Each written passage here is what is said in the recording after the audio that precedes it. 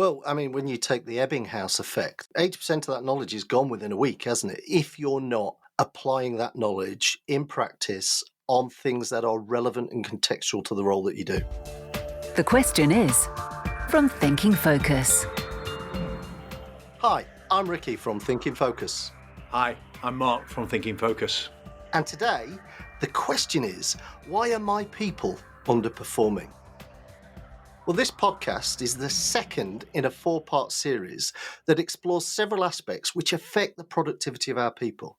So, Mark, I imagine there are many managers out there that are asking the question, why are my people underperforming? There always are. And it's interesting. Obviously, we're following on from the first in this series where we looked at the knowledge required to perform win role. And I suppose we're assuming that we've closed any knowledge gaps in this particular conversation, and people know what they need to do. They know how the products and the services work. They've gained the knowledge in order to perform, but something's still getting in the way, and their skills are not yet in a place where they can make the most of the opportunities in front of them. So I imagine what you're talking about there then is I'm maybe new to role and I've yet to truly hone those skills that I've developed. Might be perhaps lacking confidence in doing some of those things. Or I imagine it could be that I'm a more experienced part of the team, but actually I've not applied that particular aspect of the role for some time, and therefore might lack confidence in, how do I do that again? What do I say? What do I do? What do I press? What's the process here? Yeah, there are skills that sometimes don't get exercised very often and they can go a bit rusty. But there's a second aspect there as well for maybe the more tenured people in a role that can fall into underperformance. And that's where things change around them. And maybe the skills that they need are different for the ones that made them successful in the past. So at any time in a team or an individual's career, the skills they need to truly perform might not be at their fingertips at the time that they require them. You've hit on something really interesting there, because I think, you talked about if we don't apply it, it goes rusty. I mean, that's just like a car, for example.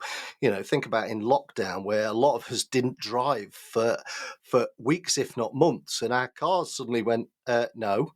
I don't want to work. Either the brakes seized or the batteries went a little flat or whatever.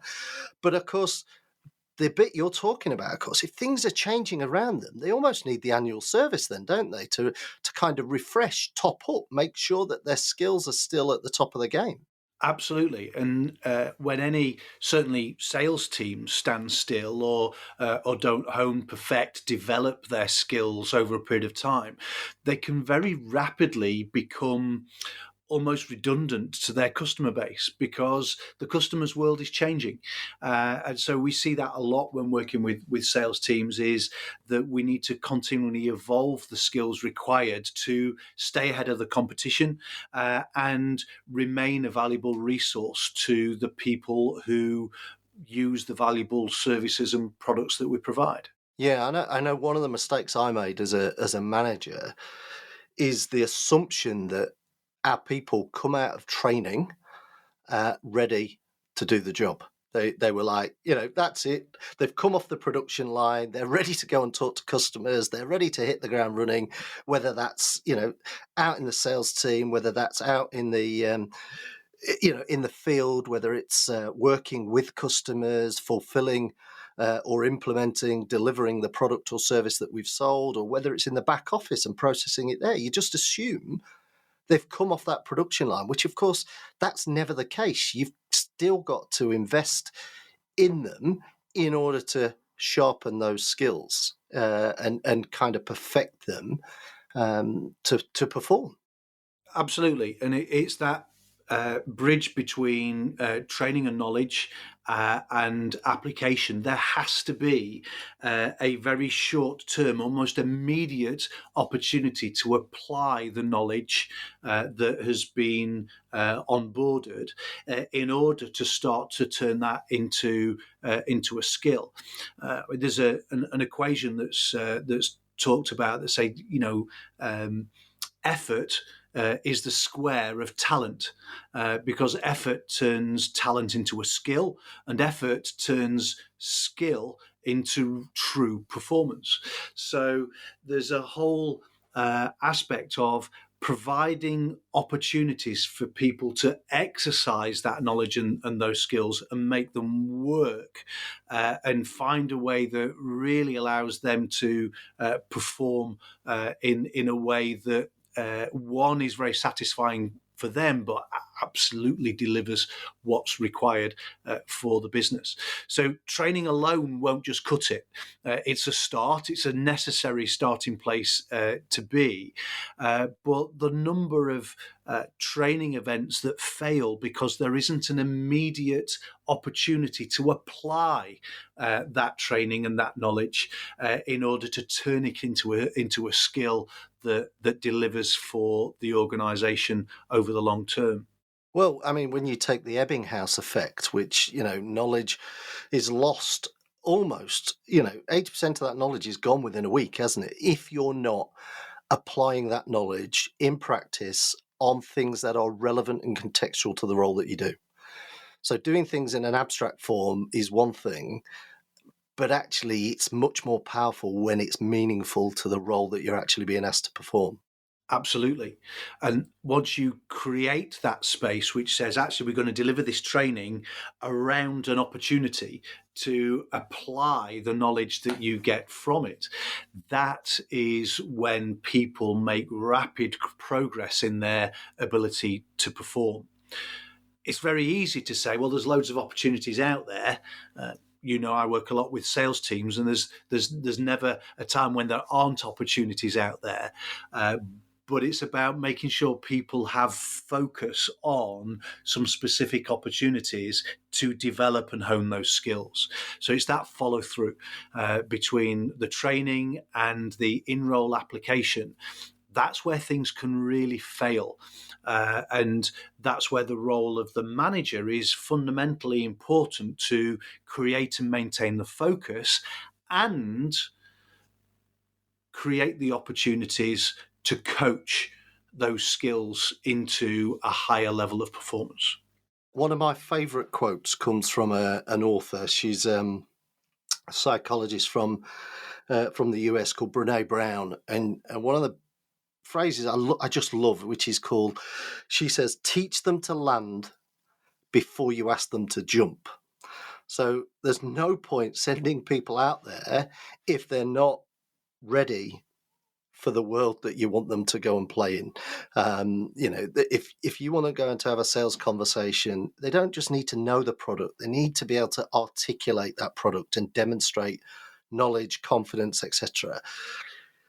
So you've got to make sure that your people that you're sending out there, are you giving them the parachute? Have you told them, or showed them, I should say, have you showed them how to land? Because that in itself kind of is a great analogy for going, how many of our people are out there winging it? Because they've been trained and we've done a little bit of debrief, perhaps, if they're lucky. And therefore they're ready for action. And how do we make sure that, because if they're underperforming, that's on us, right? If we haven't given them the skills, or if we haven't helped them to own the skills, whether that's through training, through that follow through as you described, which is massively important, do that quickly, then coach, support, feedback, even mentor from time to time. You might need to demonstrate some of the things that you're looking for so they can see what good looks like, so they can not just imagine, but they can visualize what good looks like in the moment when they're talking about a particular product, service, or process that you're expecting them to do. Yeah, I suppose the other analogy to the Brené Brown quote is the there are organisations over the years that have had sink or swim mentalities. And we throw them in the deep end, and the really good people will learn how to swim pretty quickly. Those are people who are maybe quite entrepreneurial. They are very self-resourcing in terms of their motivation, their energy. That's an expensive development process, I imagine, isn't it? It's an incredibly expensive development process, and that can really work in small startup organizations where people need to be on the fly and be able to make judgment decisions very quickly. The reality is the majority of people aren't like that. So once an organization reaches a certain size, even if that has been successful in your business for a period of time, as you grow, what got you there won't get you where you want to get to.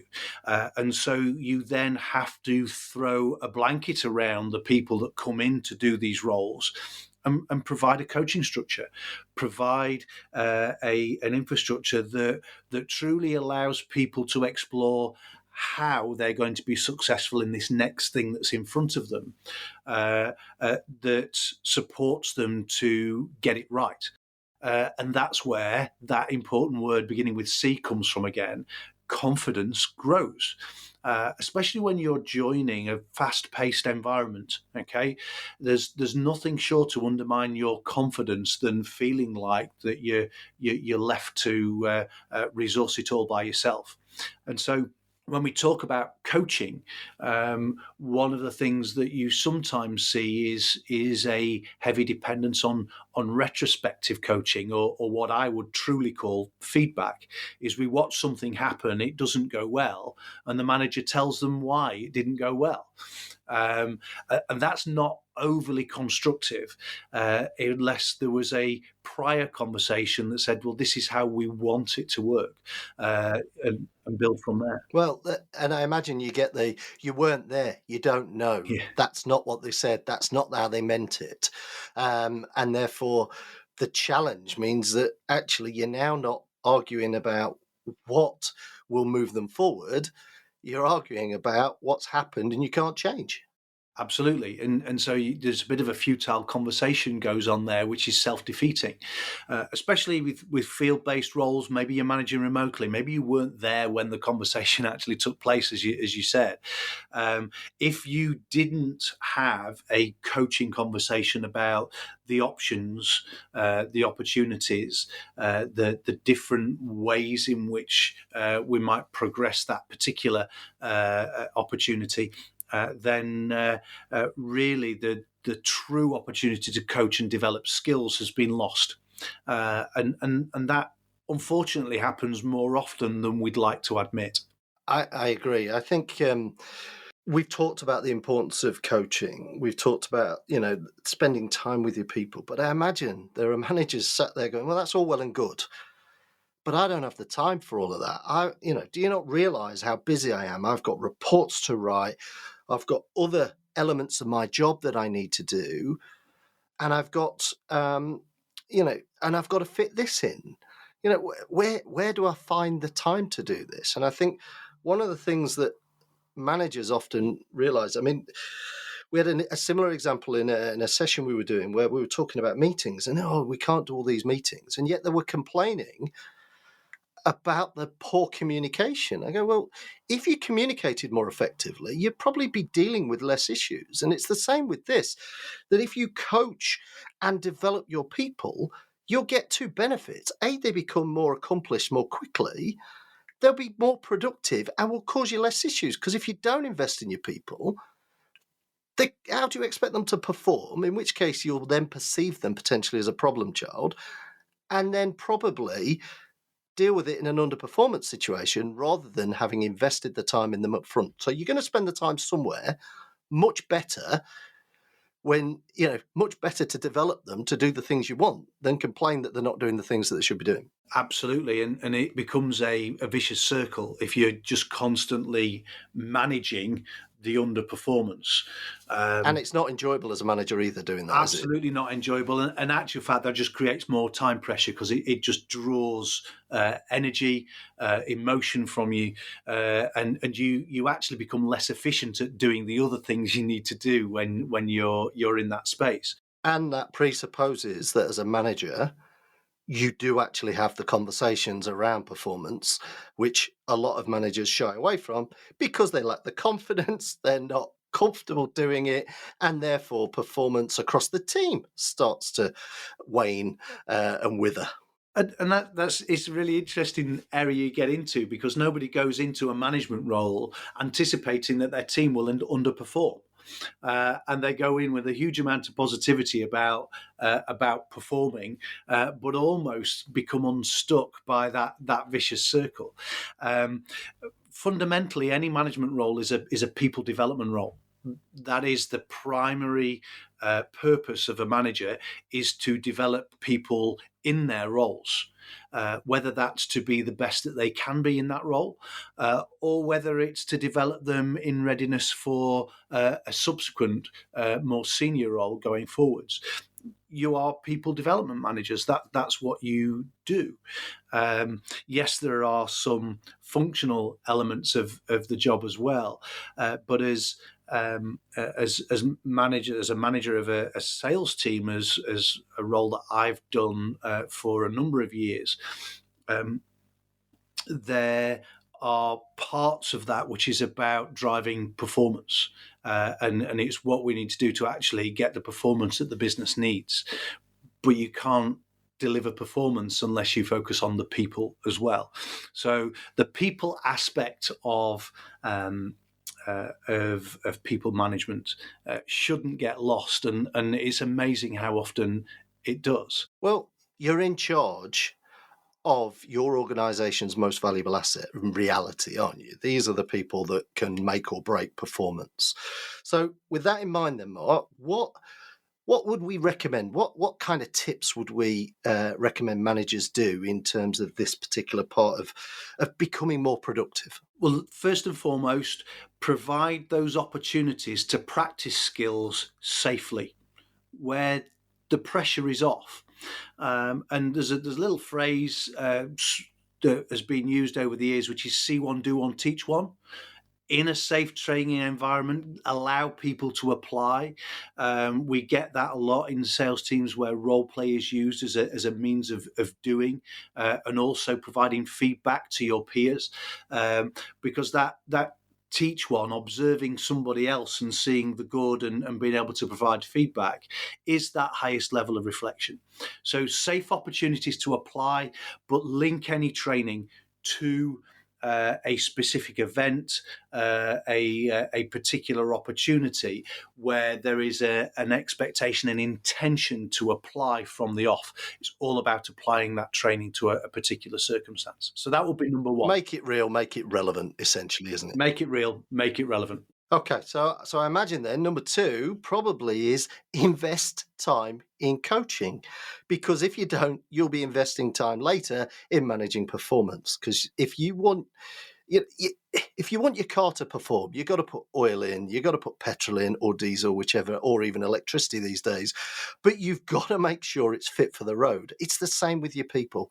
Make sure that they can do what you expect of them. That means spending time with them, coaching them, supporting them, and providing feedback where appropriate too. Even Cristiano Ronaldo, he knows how to score a goal. He still goes to coaching sessions 3 times a week. So coaching is an absolute essential in the matrix of skills performance in the workplace. Okay, one more then, Mark. One more that managers can do. The final thing is around feedback and providing timely and constructive feedback that is factual and in the moment. Okay, so when you have coach something prospectively so that people are able to perform in the moment, then providing that timely factual feedback with the relevant evidence that makes it meaningful and gives people the confidence to be able to see their progression. As they onboard those skills, progression is everything. You don't expect it all straight away, so there's going to be a requirement with some feedback as well on what's working well and how they can move that forward to improve that skill and drive better performance for the long term. Brilliant. So let's give opportunities to practice safely. Let's invest time in coaching and make sure we're giving timely feedback that is evidential and meaningful. The question is from Thinking Focus. A mechanic, we could have trained them to the highest standard, but then you put them in the workshop and somebody turns up and goes, "Can you repair my car?" and they don't have the parts. Now they're going to underperform. Now, that's not intentional. That's not by design necessarily. What we want is to make sure when I turn up with my car, I've got the parts. To find out how Thinking Focus can unlock the potential within your organisation, go to www.thinkingfocus.com, where you'll discover more about the work we do, helping our clients increase productivity and enable change.